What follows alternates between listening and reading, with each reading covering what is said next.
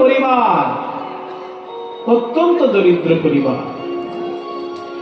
দিন আনে দিন খায়, কোনো দিন হয়তো খাবার জোটেও না, কিন্তু তার মুখ থেকে কেউ হাসি কেড়ে নিতে পারেনি। দিন আনে দিন খায়, কিন্তু কোনোদিন তার মুখ থেকে কেউ হাসি কেড়ে নিতে পারেনি, কারণ মানুষটি কৃষ্ণ ভক্ত, কৃষ্ণ চরণে শরণাপন্ন ভক্ত। সেভাবে আজকে হয়তো গোবিন্দের ইচ্ছা নেই, আমার কিছু হয়তো জুটবে না, হাসি মুখে দিনটা পার করে দেয়। হয়তো আমার আজকে উপোস গেলে শরীরটা ভালো থাকবে, সেই ভেবে হয়তো গোবিন্দ আজকে আমার কিছু ব্যবস্থা করলেন না। এইরকম হতদরিদ্র পরিবারের একজন মানুষ, ভক্ত মানুষ, নাম কৃষ্ণ মন্ডল, স্ত্রী দুলিকা দেবী ইচ্ছা প্রকাশ করে বললেন, দেখো গিন্নি, আমার খুব ইচ্ছা জগন্নাথ দর্শন করে আসি। জগন্নাথ দর্শনে যাবে কি করে? তোমার তো গাড়ি ঘোড়ার পয়সা নেই। গাড়ি ঘোড়া না থাক, দুটো পা তো দিয়েছে ভগবান, আমাদের 10টি ইন্দ্রিয় দিয়ে কৃষ্ণ সেবা করতে হয় বাবা। মায়ের একটা জিনিস আগে জেনে রাখুন, এই কথাটা চট করে বলা হয় না। আমার ঋষিকেশ সেবনং ভক্তির উচ্চ বলছে, উত্তম ভক্তি কাকে বলে? ভক্তি তো 3 রকমের আছে, সাধন ভক্তি, সাধ্য ভক্তি, প্রেম ভক্তি। তাহলে এই যে সাধ্য সাধনের মধ্যেও যে গোপী প্রেমের ভক্তি, 3 রকমের ভক্তি, তার মধ্যে উত্তম কোনটা? বলছে ঋষিকেশ সেবনং।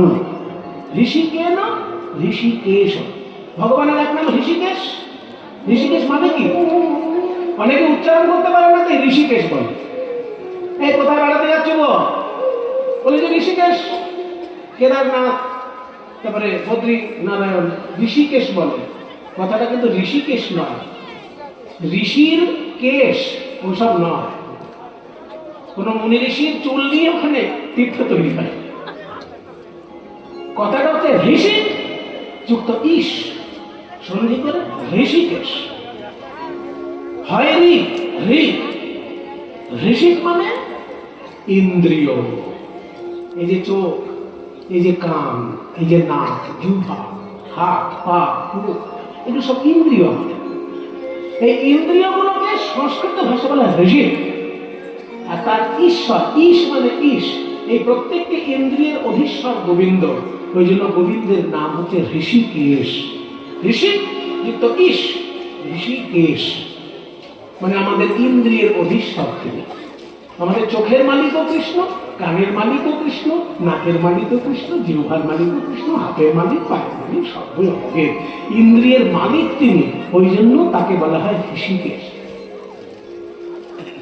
উত্তম ভক্তি কাকে বলে? শাস্ত্র বলছে ঋষিকেশ সেবনং ভক্তি উচ্যতে।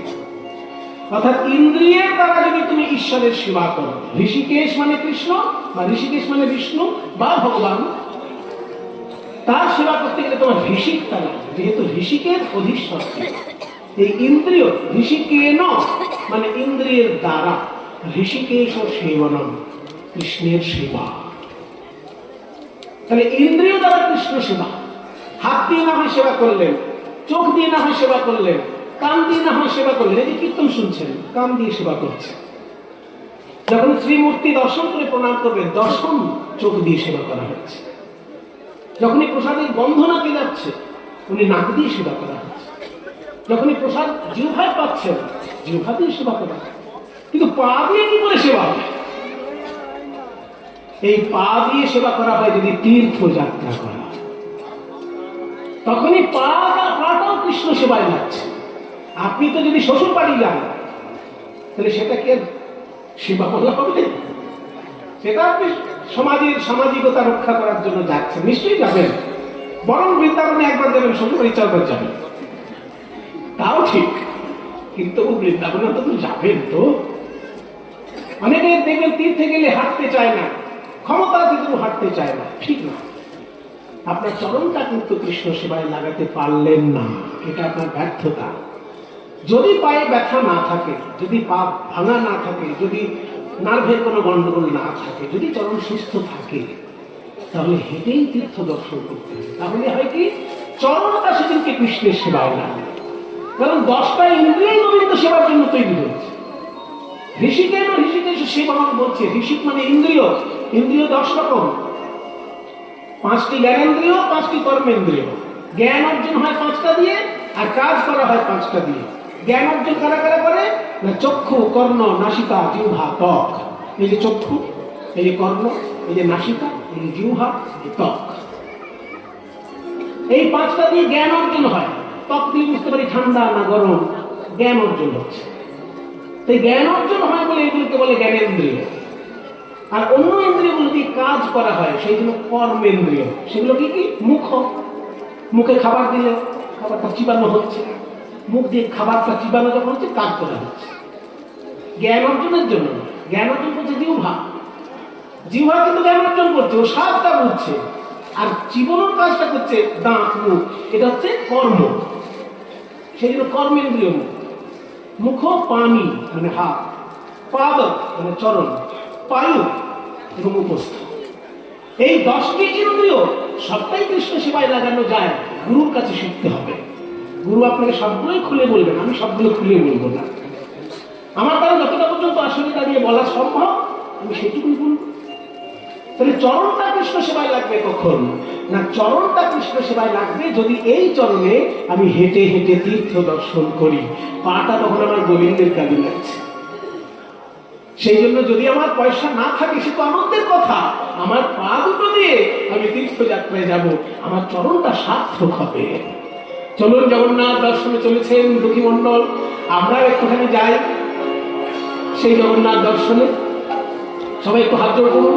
কারণ এই জগন্নাথের স্তব আমি যেটা গাইব, স্বয়ং চৈতন্যদেবের শ্রীমুখ থেকে অনর্গল প্রকাশিত হতো এই শ্লোকাবলী। জগন্নাথের মুখের দিকে তাকিয়ে তিনি অনর্গল যে স্তব পাঠ করতেন, সেই শ্লোকই এইগুলো।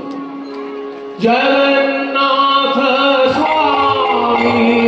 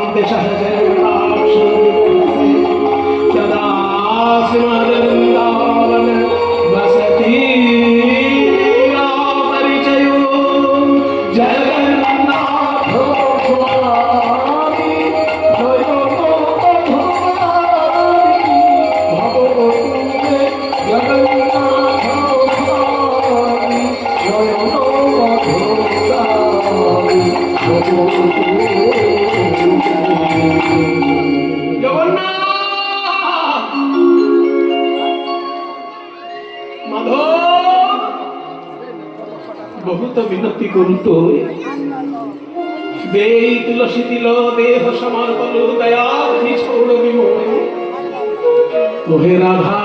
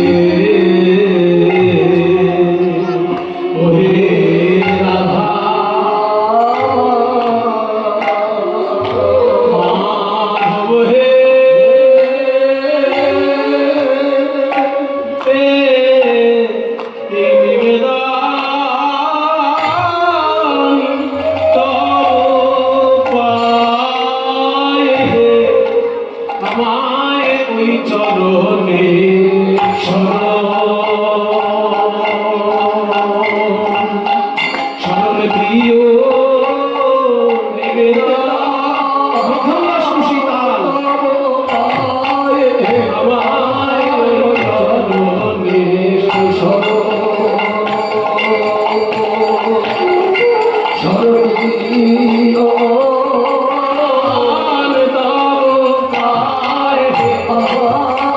চরণে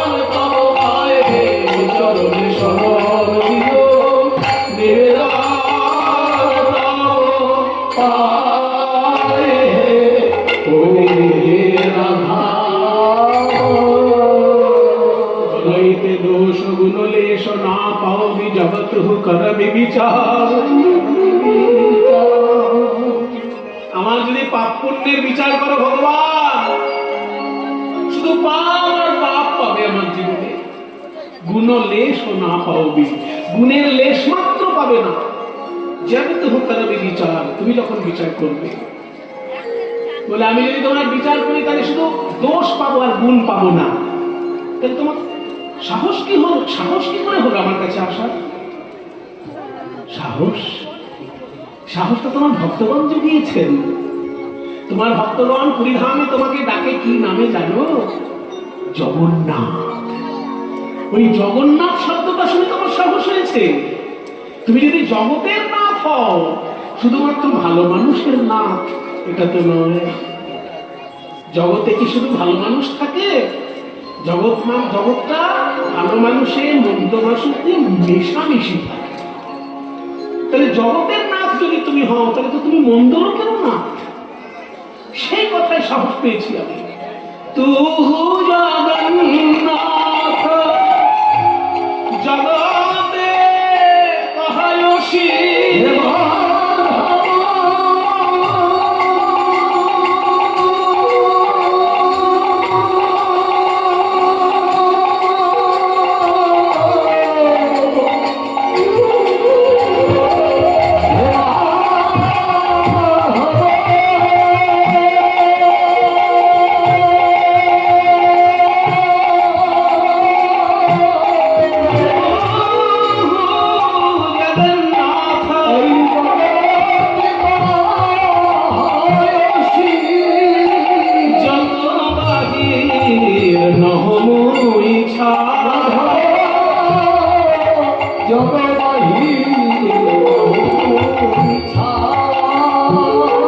বলি আমি তো জগৎ ছাড়া নই, আমি তো জগৎ ছাড়া নই। তুমি হলে এই জগতের নাথ, আমি তো জগৎ ছাড়া নই। তুমি হলে জগতের নাথ, আমি সেই ভরসায় তোমাকে ডাকি। তুমি হলে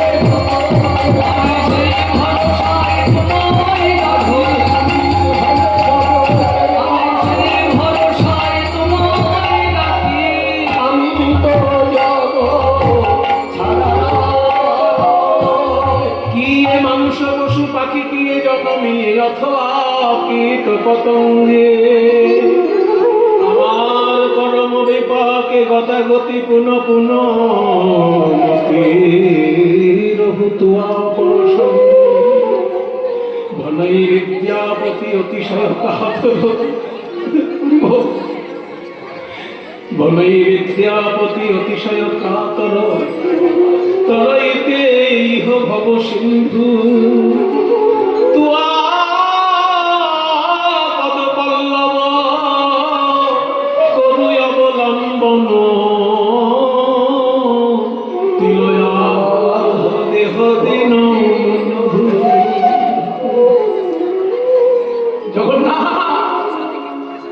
আমি গরিব মানুষ, দিন আনি দিন খাই, ভেবেছিলাম জগন্নাথের কাছে সে কিছু চাইবো, কিন্তু কিছুই চাইতে পারলাম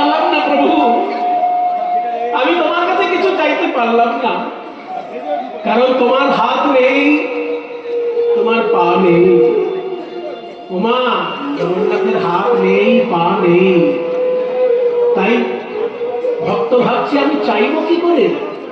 হাত নেই, পা নেই কেন? আস্তে দাদা, আস্তে। তত্ত্বের দিকে বলা হচ্ছে হাত নেই, পা নেই কেন? ভগবান তার হাত দুটো আমাকেই দিয়ে দিয়েছেন, তার পা দুটো আমাকেই দিয়ে দিয়েছেন। তাই বলছে, ওরে জীব, এই দেখ আমার হাত আমি তোকে দিয়ে দিলাম, তুই যেন বেকার হয়ে বসে থাকবি না। সরকার চাকরি দিতে না পারলেও তুই এমন কিছু একটা করে দেখিয়ে দিবি যে তোর কাছে যেন 100 জন এসে চাকরি করে। হাত যখন পেয়েছিস, কর্ম বিমুখ হবি না, এটাই ভগবানের শিক্ষা। জগন্নাথের দুটি হাত নেই মানে কি? আমাদেরকে তিনি হাত দুটো দিয়েছেন যে কর্ম করে যাও, ঠিক কোনো না কোনো দিন সুফল পাবে। ফল তো আমি দেব। কর্মণ্যেবাধিকারস্তে মা ফলেষু কদাচন। গীতা, ভগবান গীতায় বলছেন তুমি কর্মটা করো, হাত তো দিয়ে দিয়েছি তোমাকে, কর্ম তুমি করো, ফল তো আমি ঠিক দেব। তাই বলছে যে কর্মণ্যেবাধিকারস্তে, ভগবান হাত নেই জগন্নাথের, কেন? আমাকে তিনি হাত দুটো দিয়েছেন। পা নেই কেন? আমাকে পা দুটো দিয়েছেন। এই পা দিলাম, পৃথিবীর যেখানে যেতে হয় সেইখানে যা, ঠিক কর্ম খুঁজে পাবি। তোর পাড়ায় যদি কর্ম না থাকে শহরে যা, শহরে যদি না থাকে অন্য রাজ্যে যা, অন্য রাজ্যে যদি না থাকে দেশের বাইরে গিয়ে যা, সেখানেও কিছু কাজ পাবি। তাহলে পা যখন পেয়েছিস, কর্মের উদ্দেশ্যে যেখানে ছুটে যেতে হয় যা। তাহলে আমাকে যিনি হাত দিয়েছেন, আমাকে যিনি পা দিয়েছেন, সব দিয়ে নিঃস্ব হয়ে মন্দিরে বসে আছেন, তার কাছে আমি নতুন করে কি চাইব? কিন্তু কষ্ট করে হেঁটে হেঁটে যখন দর্শন করতে এসেছি, খালি হাতেও ফিরে যাব না। তোমার চরণে আমি ভিক্ষার আঁচল পেতে দিলাম জগন্নাথ। আমায় যদি তুমি কিছু দেবে মনে করো, তাহলে যেন একটি কৃষ্ণ ভক্ত সন্তান দিও।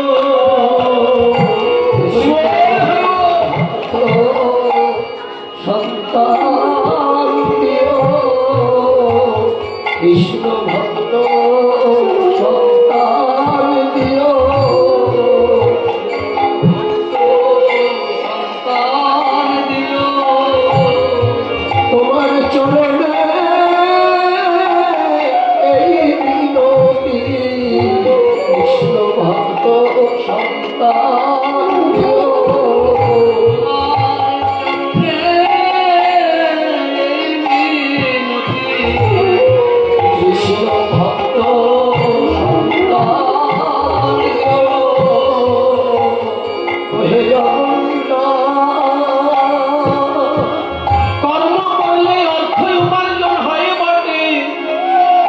কৃষ্ণ ভক্ত সন্তান হবে কিনা কোনো নিশ্চয়তা নয়।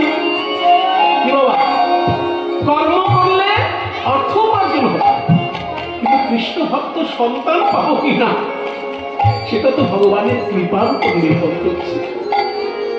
তাই কৃষ্ণ ভক্ত সন্তান দিও, সে যেন প্রাণ ভরে ভজন করতে পারে। ভজনে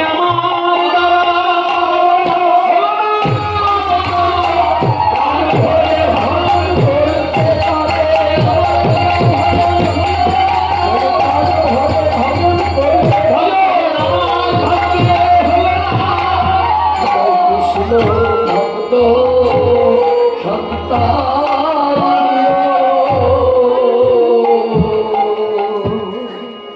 দুঃখী যখন বাড়িতে ফিরে এসেছে, দ্বারিকাকে বলছে, দ্বারিকা আমি জগন্নাথের মুখের দিকে তাকিয়ে কিছু চাইতে পারলাম না। দ্বারিকা, আমি চাইলাম যেন আমার একটি কৃষ্ণ ভক্ত সন্তান হয়।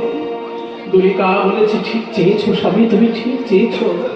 আমরা গরিব মানুষ, কিন্তু ভগবানের কৃপা ছাড়া তো ভক্ত সন্তান হয় না। তুমি ঠিক চেয়েছো, কর্ম করলেই অর্থ উপার্জন হবে, কিন্তু ভক্ত সন্তান পেতে গেলে ভগবানের কৃপা চাই। তুমি ঠিক চেয়েছো। দেখতে দেখতে সেই ঘর আলো করে জন্মগ্রহণ করলো ছোট্ট একটি ছেলে। ধারণাতে জন্মিল দুঃখী মুন্ড, ধারণাতে জন্মিল দুঃখী মুন্ড,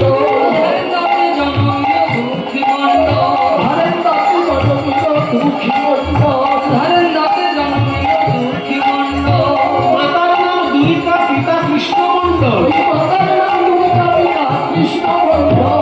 মাতার নাম দুহিতা পিতা কৃষ্ণ মণ্ডল। ওই মাতার নাম দুর্গা পিতা কৃষ্ণ মণ্ডল। হেরি পিতা মাতার আনন্দ না ধরে, হে পিতা মাতার আনন্দ ধরে। পার্বতী ঋষি সবে জয়ধ্বনি করে, পার্বতী ঋষি সবে জয়ধ্বনি করে। জয়ধ্বনি শঙ্খধ্বনি করে নারীর। উলুধ্বনি শঙ্খধ্বনি করে নারীর।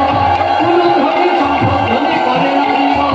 বাহুগুণে জয়ধ্বনি করে মহাত্মা। বাহুগুণে জয়ধ্বনি করে মহাত্মা। ও কৃষ্ণদাস, আরে মশাই আপনাকে দেখলেই আমার হিংসে হয়। কেন বলুন তো? কপাল আপনারও আছে, আর কপাল আমারও আছে, কিন্তু আপনার কপালটা হলো পাতা চাপা, আর আমার কপালটা হলো পাথর চাপা। পাথর চাপা কি বুঝতে পারলাম না, খুলে বুঝিয়ে দেন।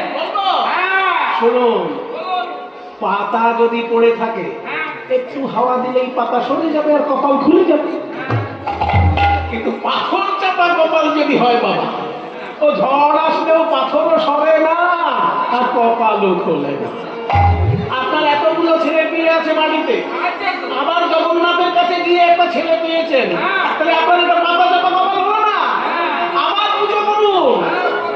পুত্র হেরি পিতা মাতার আনন্দ না ধরে, পুত্র হে পিতা মাতার আনন্দ না ধরে। পার্বতী ঋষি সবে জয়ধ্বনি করে। ওই পার্বতী ঋষি সবে জয়ধ্বনি করে। ঘর আলো করে জন্মগ্রহণ করলো ছোট্ট একটি ছেলে, কিন্তু কান্না তার কিছুতেই থামছে না। কান্না কিছুতেই থামছে না। যে কোনো শিশু জন্মগ্রহণ করার সময় কাঁদে বাবা। মাতৃগর্ভের যন্ত্রণা থেকে এই জগতে আসার সময় প্রচন্ড কষ্ট হয়, সেই জন্য তারা কাঁদে। এই যে জন্মকালে শিশু কাঁদতে কাঁদতে মাতৃগর্ভ থেকে বাইরে আসে, এই নিয়ে একটা সুন্দর তত্ত্ব কথা বলেছেন কবির। কবির বলেছেন, কবিরা जब हम पैदा हुए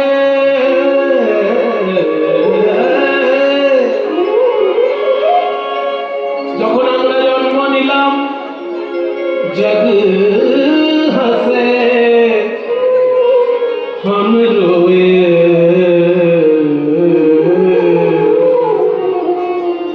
জগৎ সেদিন হেসেছিল, আমরা সেদিন কেঁদেছিলাম। দেখবেন কিছুদিন একটা ফুটফুটে বাচ্চা জন্মেছে, কিছুদিন ফুটফুটে বাচ্চা, আর যে বাচ্চা সে কিন্তু কাঁদছে, পাড়ার লোক হাসছে, শিশুটি কিন্তু কাঁদছে।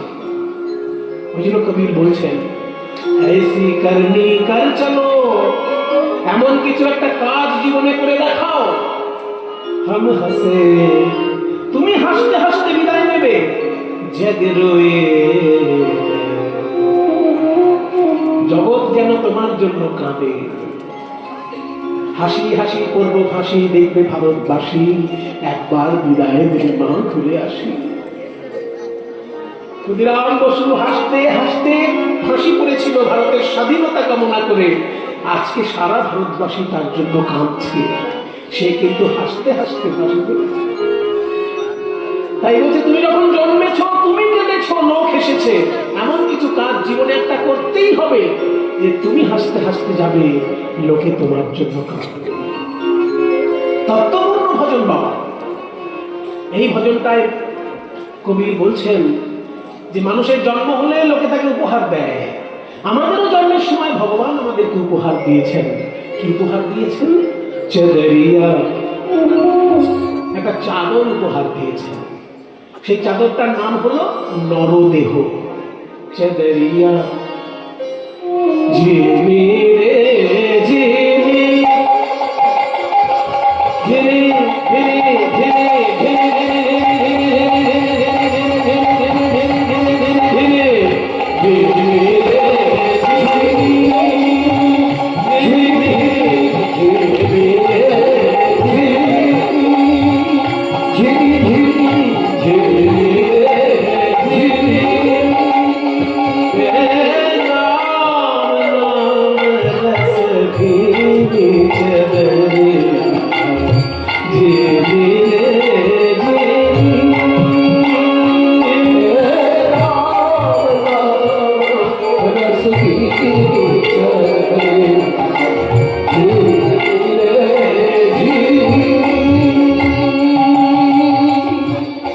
कमल का चरखा बनाया, 5 तत्व की पूरी चरखा अष्टकमल का चरखा बनाया, 5 तत्व की पूरी। একদম গোড়া থেকে ব্যাখ্যা হচ্ছে। চাদর তৈরি করতে গেলে সুতো চাই, আর সুতোটা কোথা থেকে আসছে? চরকা থেকে। চরকা থেকে সুতো বেরিয়ে এসে চাদর তৈরি হচ্ছে। তেমনি পিতৃদেহ, বাবার শরীরটা একটা চরকা, সেখানে 8টা পদ্ম ফুল আছে। এই শরীরকে চিন্তা করলে 8টা পদ্ম ফুল ভাবতে হয় ভিতরে। মাথায় একটা সহস্রদল পদ্ম, 2টি ভুরুর মাঝখানে একটি পদ্ম, কণ্ঠে একটি পদ্ম, হৃদয়ে একটি পদ্ম, নাভিতে একটি পদ্ম, নাভি নিম্নে একটি পদ্ম, মেট্রো মূলে মেট্রো অগ্রে, মোট 8টি পদ্ম ফুল আছে পিতৃ শরীরে। এই 8টি পদ্ম ফুল থেকে আমার এই দেহের সুতোটা ওখান থেকে এসেছে। 8টা কমল বা চরখা বানায়, আর 5টি তত্ত্ব এসেছে মায়ের দেহ থেকে। 5 তত্ত্ব, ক্ষিতি অপ তেজ মূর্খ, 5 तत्व की पूरी चरया, अष्टकमल का चरखा बनाया, 5 तत्व की पूरी। মাতৃগর্ভে আমাদের এই দেহ চাদরটা তৈরি হয়, সময় লাগে কত? কবির দাস বলছেন 9-10 মাস বুনন কো লাগে, 10 मास बुनन को लागे, 9-10 মাস বুনন কো লাগে। কিন্তু যারা মূর্খ তারা এই মূল্যবান চাদরটাকে ময়লা করে ফেলে। मूर्ख मैली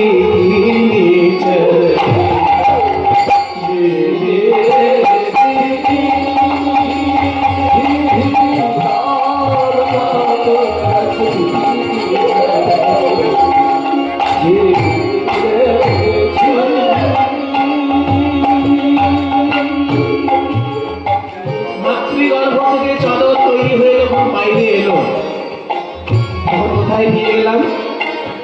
গুরুর কাছে। মাতৃগর্ভ থেকে বেরোলেই কি মানুষ হওয়া যায় বাবা? মানুষ তখনই হয় যখন সে শিক্ষকের কাছে পড়াশোনা করে আর আচার্যের কাছে দীক্ষা গ্রহণ করে উপাসনা করে। দুটো জিনিস চাই। আমাদের বোকামি হয়ে যায় শুধু শিক্ষা গ্রহণ করি কিন্তু উপাসনা গ্রহণ করি না। যদি শিক্ষকের কাছে গিয়ে শিক্ষা গ্রহণ করে আর আচার্যের কাছে দীক্ষা নিয়ে যদি উপাসনা করে, দুটো যদি মেলবন্ধন হয় তবে সে একটা মানুষের মতো মানুষ। তাই চাদরটা তৈরি করে এসে শিক্ষকের কাছে পাঠাতে হয়, গুরুর কাছে পাঠাতে হয়। जब मोरी चादर बन घर आई, रंगरेज को दीदी चलिया, जब मोरी चादर बन घर आई, रंगरेज को दीदी। চাদর তৈরি হয়ে যখন এলো, আমি রং করার জন্য গুরুর কাছে পাঠালাম, ধোপার কাছে পাঠালাম, পরিষ্কার করে দাও আর রং করে দাও। ধোপা হলো শিক্ষক আর গুরু, যারা আমাদের অজ্ঞান অন্ধকার দূর করে দিয়ে জ্ঞানের প্রদীপ জ্বালিয়ে দেন আর আমাদের মতন কুড়ে মানুষকে উপাসক বানিয়ে দেন। গুরুর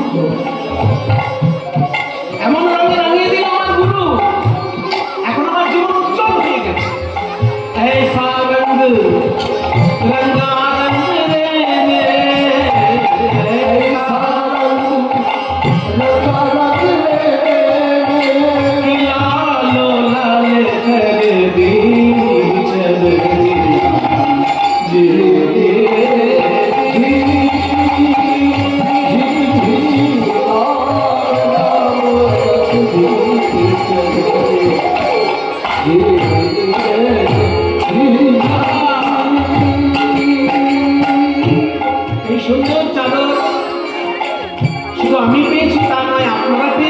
নয়, পূর্ব যুগে আচার্যগণ পেয়েছে। তারা কারা? ধ্রুব, প্রহ্লাদ, সুদামা ने ओढ़ी चदरिया रे, ध्रुव प्रहलाद सुदामा ने ओढ़ी चदरिया रे। যেরকম নবদেহ আমি পেয়েছি সেই রকম নবদেহ ধ্রুব পেয়েছিল, প্রহ্লাদ পেয়েছিল, সুদামা পেয়েছিল, কিন্তু তারা সৎ ব্যবহার করেছে, আমরা সৎ ব্যবহার করতে পারিনি। ধ্রুব, প্রহ্লাদ, সুদামা ने ओढ़ी, ধ্রুব, প্রহ্লাদ, সাবধান সাবধান, এই চাদর নিয়ে কেউ যেন অহংকার করো না। चादर ओढ़ शंका मत करियो, ये 2 दिन तुमको दिन, দুদিনের জন্য তোমায় দেওয়া হয়েছে, যে কোনো সময় আপনি কেড়ে নিতে পারেন। 2 दिन तुमको दिन, मूर्ख लोग ये भेद नहीं जाने, মূর্খ লোকেরা এসব কথায় কান দেয় না। তারা কি করে জানো? দিন দিন মেলি, দিনে দিনে তারা ময়লা করে ফেলে এই চাদরটাকে। দিন দিন মেলি ইনি চলি,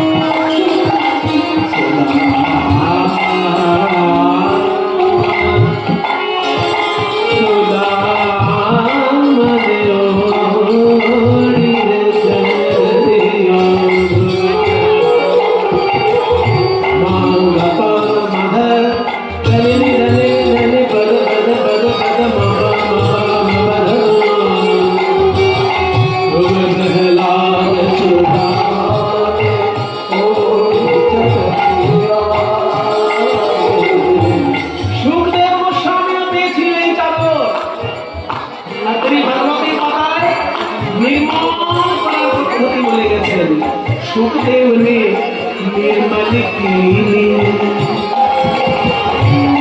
এবার কবি বলছেন দাস কবীর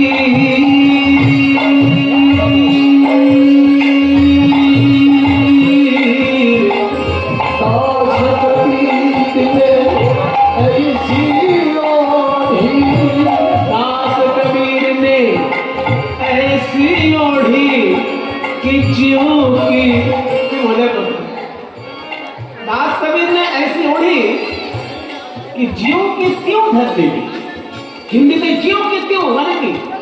এই তো ঝাড়খণ্ডে থাকে, জিজ্ঞেস ঝাড়খণ্ডে থাকেন তো, হিন্দি চলে খুব ওখানে। বলুন জিও কে কেউ মানে কি?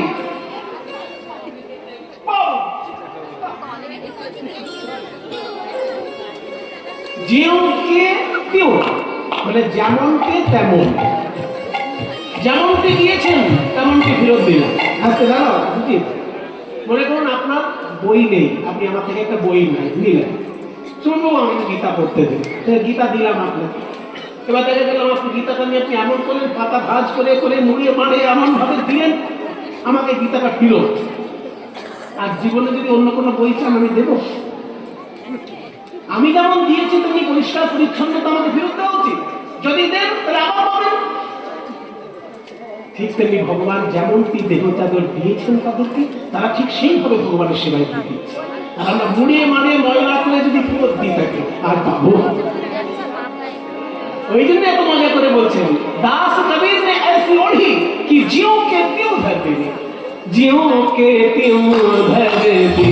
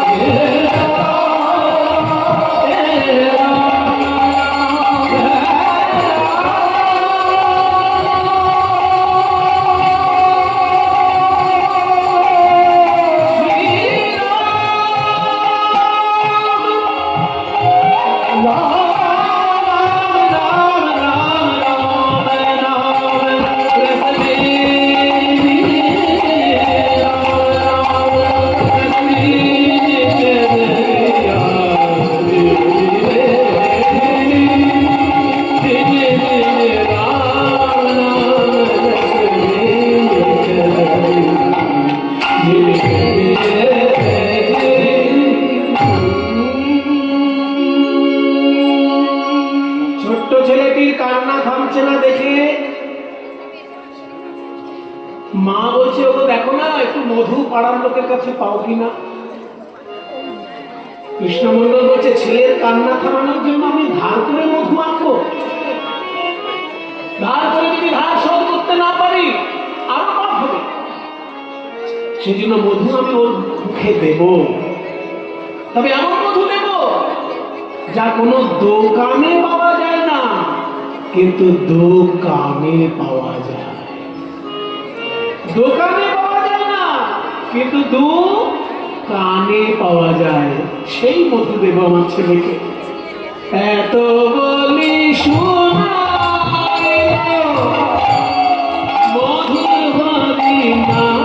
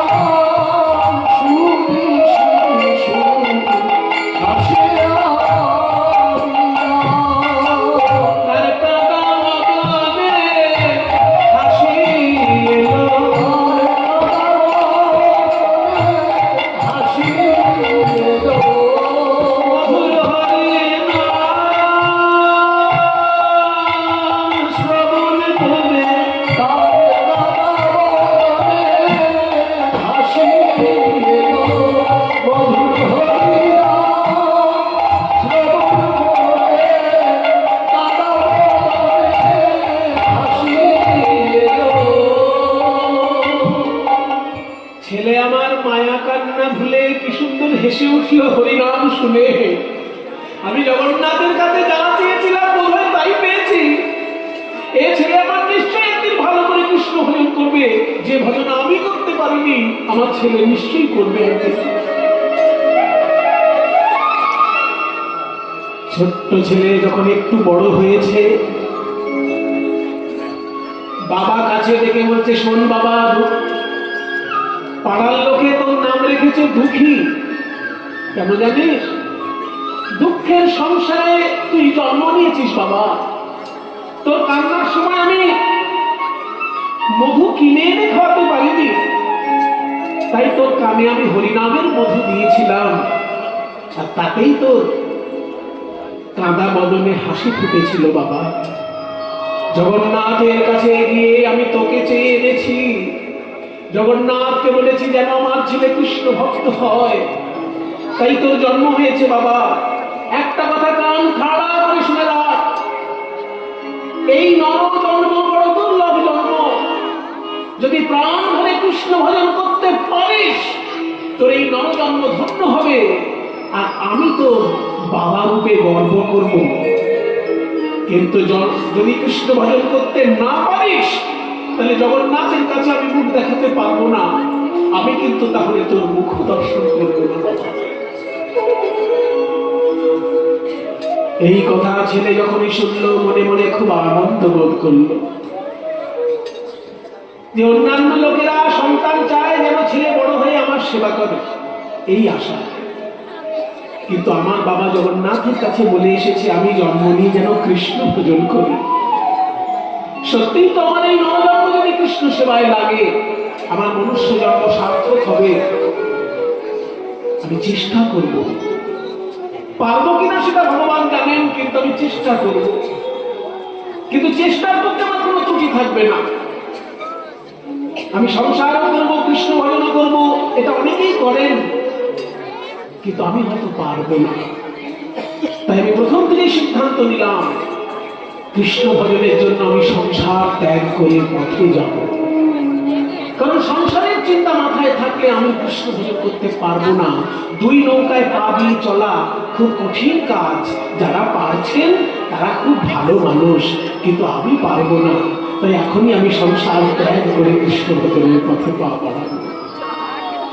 ঘুমন্ত বাবা মার চরণে প্রণাম জানিয়ে গভীর রাত্রে গৃহত্যাগ করিল দুঃখী।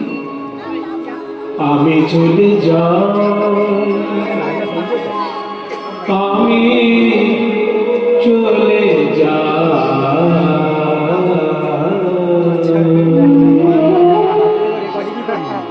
আমি চলে ও মা জাননী, জন্মভূমি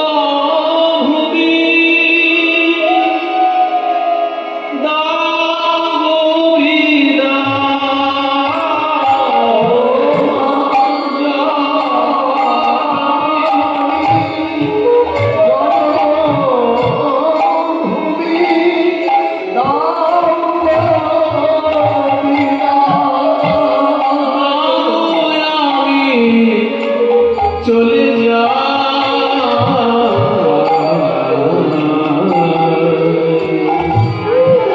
আমি চলে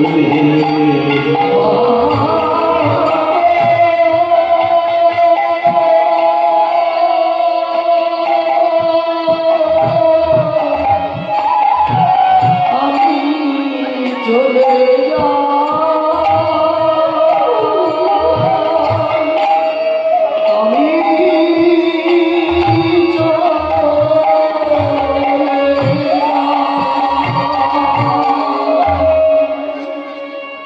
মেদিনীপুর জেলা পার হয়ে, হাওড়া জেলা পার হয়ে, হুগলি জেলা পার হয়ে বর্ধমান জেলায় প্রবেশ করল। গঙ্গার ধারে কালনা বলে একটি শহর আছে। সেই কালনায় তখন নিত্যানন্দের শ্বশুর বাড়ি। নিত্যানন্দের শ্বশুর বাড়ির যে মহাতীর্থ সেটা কালনা। নিত্যানন্দের জন্মস্থান বীরভূম জেলায় তারাপীঠের কাছে বীরচন্দ্রপুর গ্রাম বা চক্রা গ্রাম। আর প্রভু নিত্যানন্দের শ্বশুর বাড়ি হচ্ছে কালনা। সূর্যদাস পণ্ডিত নিত্যানন্দের শ্বশুর মশাইয়ের নাম, আর কাকা শ্বশুরের নাম হচ্ছে গৌরীদাস পণ্ডিত। কিন্তু কাকা শ্বশুরের মতো সম্পর্ক ছিল না তার সঙ্গে, তার সঙ্গে সম্পর্ক ছিল বন্ধুর মতো। তিনি সম্পর্কে কাকা শ্বশুর, কিন্তু তার সঙ্গে ব্যবহারটা বন্ধুর মতো ছিল নিতাই চাঁদের।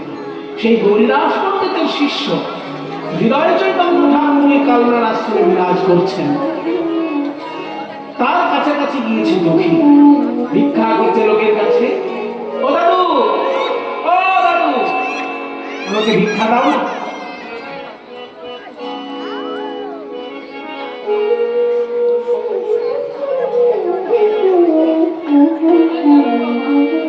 যাবো, আমি বাড়ি ঘর ছেড়ে চলে এসেছি। এই যে ভিক্ষা তুমি দিলে, তোমার কাছে এই চালানা টানা ভিক্ষা আমি চাইনি, এটা তুমি ফেরত দাও। আমি যে ভিক্ষা চেয়েছি সেটা বলবো। তোমাদের এই এলাকায় নিতাই চাঁদ হাত তুলে হরিনাম করেছেন, গৌর সুন্দর নৌকা করে এসেছেন এইখানে। শুনে রাখুন, কালনা নবদ্বীপ থেকে কালনা পর্যন্ত গৌর সুন্দর নৌকা চালাতে চালাতে এসেছিলেন। এমন লীলা আছে। কাজে এখানে গৌর সুন্দর এসেছেন, নিতাই চাঁদ এসেছেন, সেই লীলাভূমি। মহাপ্রভু বিতরিত প্রেম এখানে খেলা করছে। সেই প্রেম আমাকে একটু ভিক্ষা দেবে। সেই মহাপ্রভুর প্রেম।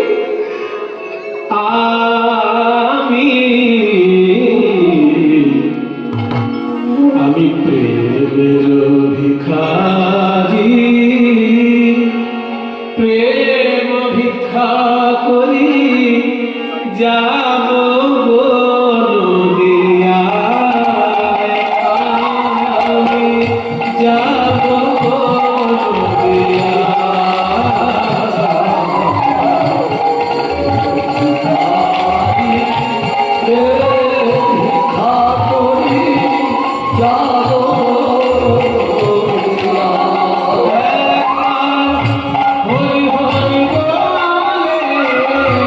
দুটি বাহু তুলে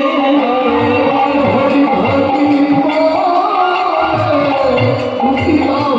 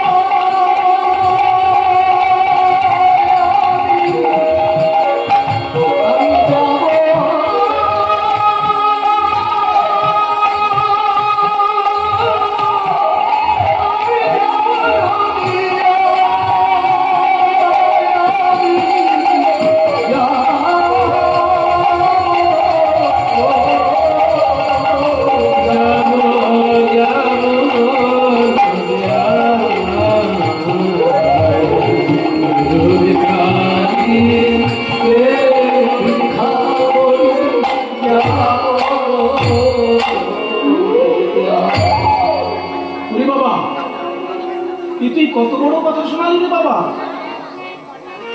তুই মহাপ্রভুর প্রেম ভিক্ষা চাইছিস। দেখ দেখ, আমাদের বাপ ঠাকুরদা তারা মহাপ্রভুর দর্শন পেয়েছেন, কিন্তু আমাদের তো সেই ভাগ্য হয়নি বাবা। মহাপ্রভুর প্রেম আমরা দিতে পারবো না। তবে হ্যাঁ, ওই নিত্যানন্দের শ্বশুর মশাইয়ের শিষ্য এই পাশেই বাস করছেন। নিত্যানন্দের শ্বশুর মশাই হচ্ছেন সূর্যদাস পণ্ডিত, তার ভাই হচ্ছেন গৌরীদাস পণ্ডিত, খুব শ্বশুর। ওই গৌরীদাস পণ্ডিতের শিষ্য হৃদয় চৈতন্য ঠাকুর এই পাশে আছেন কালনায় গঙ্গা তীরের আশ্রমে। তুই ওনার চরণ ধর, তুই সেই মহাপ্রভুর প্রেম পাবি।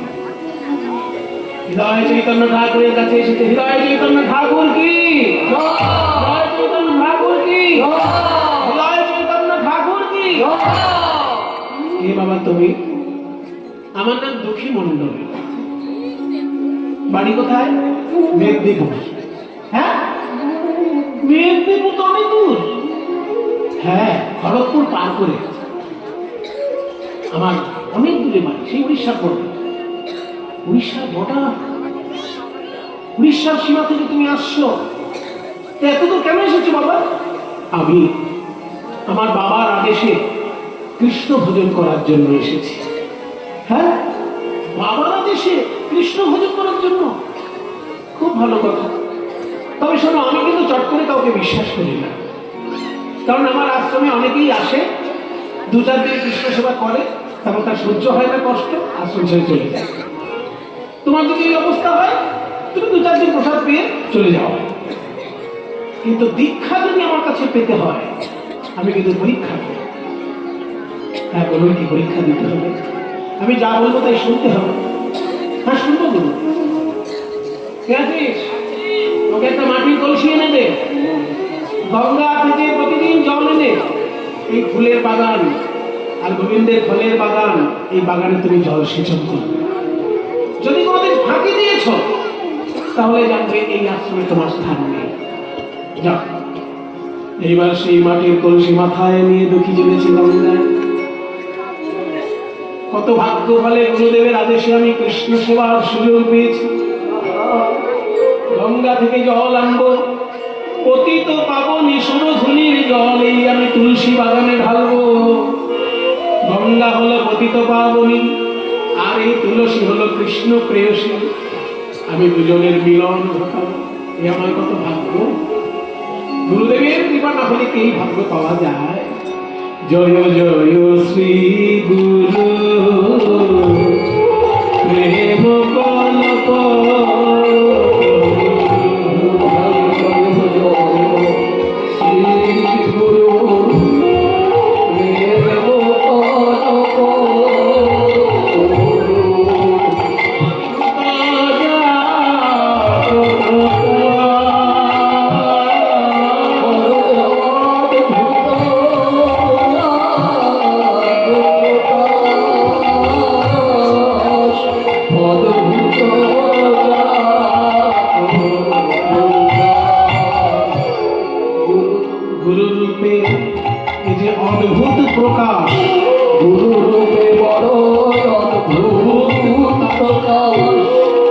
সচ্চিদানন্দ নন্দ নন্দনে গুরু রূপে অদ্ভুত প্রকাশ।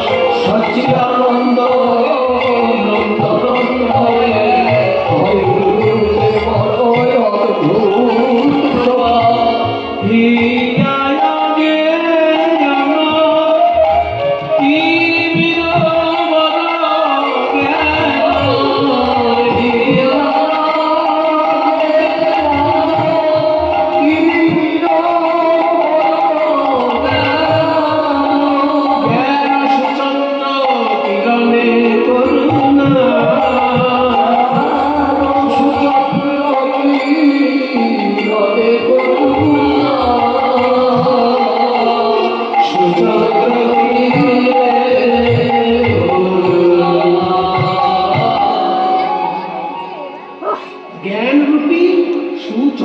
নন্দনে অজ্ঞান অন্ধকার নাশ করেছে। এই হচ্ছে গুরুদেবের কাজ।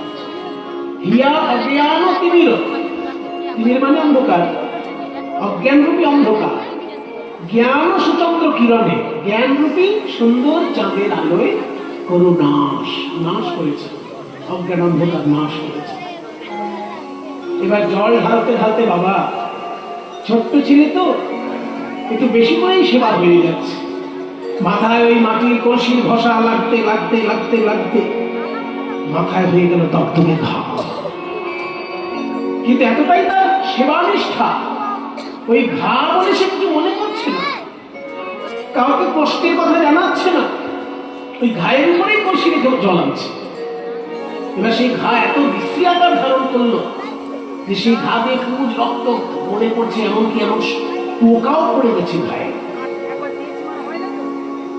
একদিনকে দুঃখী মনে মনে ভাবলো, আমার মাথার ঘায়ে এত বিশ্রী অবস্থাতে পোকা রয়েছে, গুরুদেব যদি দেখতে পায় আমাকে তো বলবে কৃষ্ণ সেবাতে যোগ্য নয়, আশ্রম থেকে তাড়িয়ে দেবে। তাই আমি বরং মাথায় একটা পাগড়ি বেঁধে তারপর কলসি করে করবো। এই ভেবে যেদিনকেই মাথায় পাগড়ি বেঁধেছে সেই দিনকেই গুরুদেবের চোখে পড়েছে দুঃখী।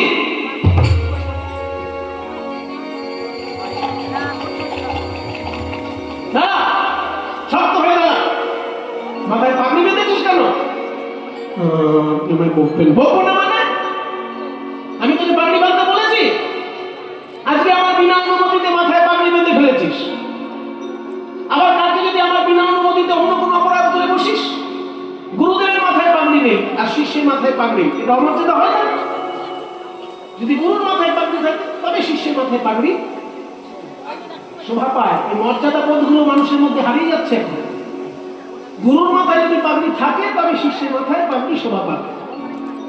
তো তুই না জেনে আমি পাগড়ি বেঁধে নিয়েছিস, পরে যদি অন্য কোনো অপরাধ করে ফেলিস, খোল ওই পাগড়ি। খোল দিলে আমি খুলে দেবো, আমি খুলে দেবো। এই বলে হৃদয় চৈতন্য যেই জোর করে পাগড়িটি খুলে দিয়ে অমনি গল গল করে বৌদি ভক্তকে দিয়ে যেত, আর পোকাকে গুলি করে নামতে লাগলো। ওরে দুঃখী সর্বনাশ, তুই কি করেছিস? তোর মাথায় এমন বিশ্রী ভয়ঙ্কর ঘা হয়েছে, একদিন আমাকে জানাসনি? একদম ভক্তকে ঘা, পোকা নড়ছে তোর মধ্যে। পাড়ার লোক দেখলে কি বলবে যে বাচ্চাটাকে গরুর মতো খাটাচ্ছে? একদিনও খেয়াল করলো না বাচ্চাটার মাথায় এত বড় ঘা হয়ে মারা গেল ছেলেটা। তুই আমাকে বলবি তো একদিন যে তোর এত বড় ঘা হয়েছে? আমি চিকিৎসক দেখে চিকিৎসা করাতাম।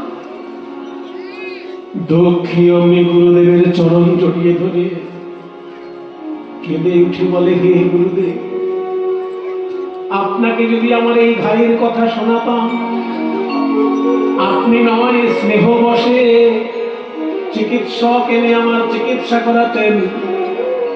আর চিকিৎসক বলতো মাথায় মলম দিয়ে শুয়ে থাকো। ওই চিকিৎসকের কথায় আমি যদি মাথায় মলম দিয়ে শুয়ে থাকতাম, আমার না হয় সুখ হতো। কিন্তু আমি যে কৃষ্ণ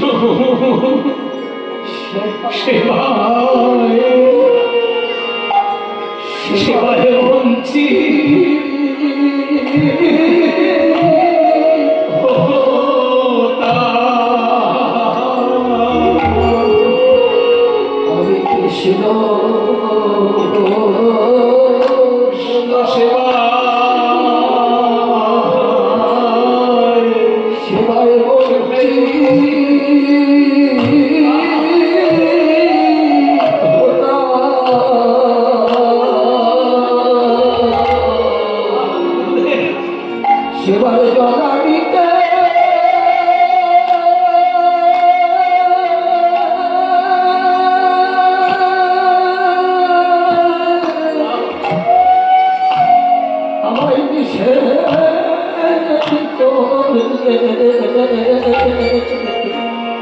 আমি কৃষ্ণ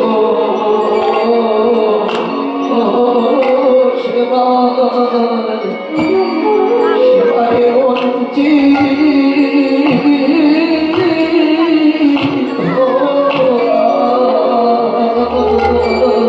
সেবার জলানিতে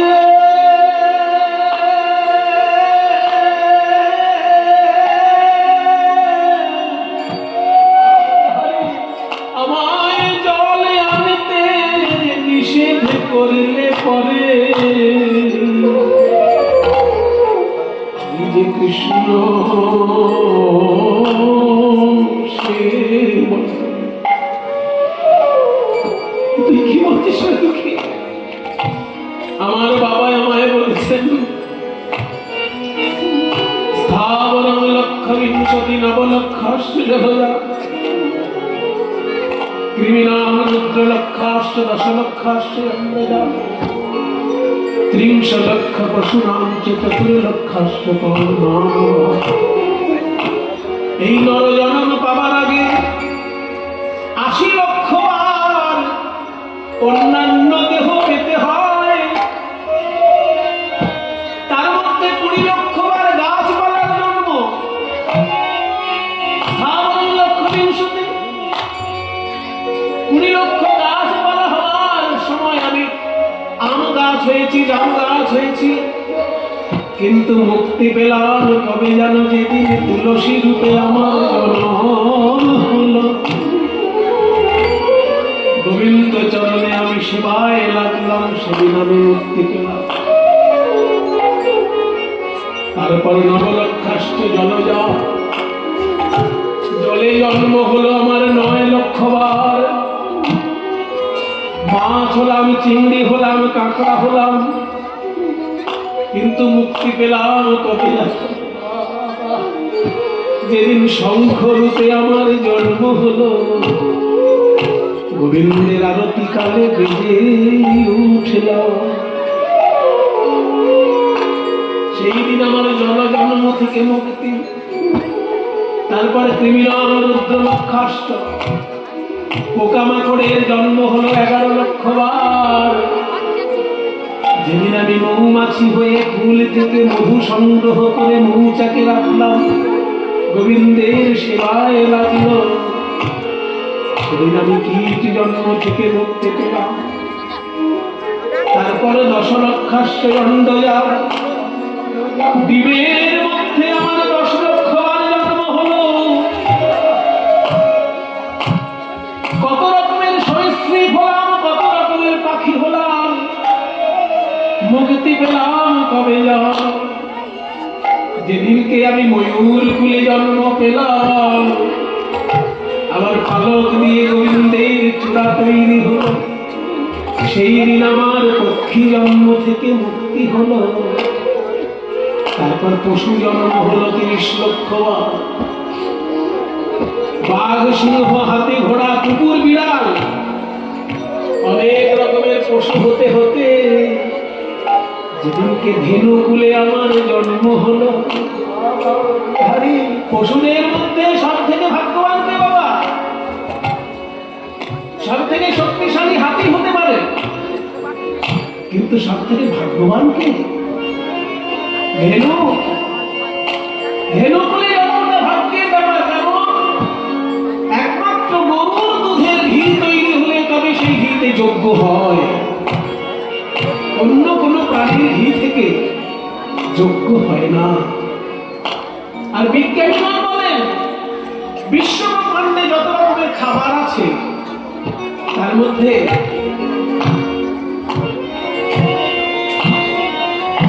সুষম আহার যদি কিছু থাকে সেটা হচ্ছে গোদুগ্ধ। অন্য কোনো প্রাণীর দুধ আর গরুর দুধ এক নয়। বিজ্ঞানের ল্যাবরেটরিতে প্রমাণ হয়েছে গরুর দুধ হচ্ছে সুষম আহার। সেজন্য মাতৃদুগ্ধের পরেই গরুর দুধের স্থান। সেই গরুর দুধ দিয়ে গোবিন্দ সেবা লাগলো। তখন আমার পশু জন্ম থেকে মুক্তি হলো। তারপরে হয়তো কোনো জন্মে বোবা হয়েছি, বদন ভরে হরি নাম বলতে পারি না।